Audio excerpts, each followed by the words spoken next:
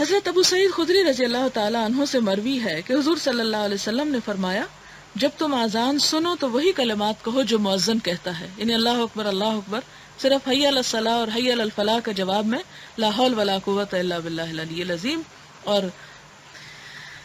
پھر اس کے بعد حضرت جابر کی روایت ہے، ان سے مروی ہے کہ حضور صلی اللہ علیہ وسلم نے فرمایا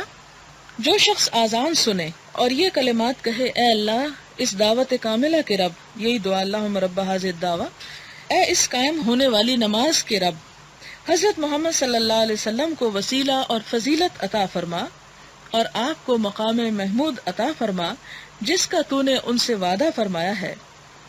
یعنی جو شخص یہ دعا پڑھتا ہے قیامت کے دن اس کے لیے میری شفاعت واجب ہو گئی.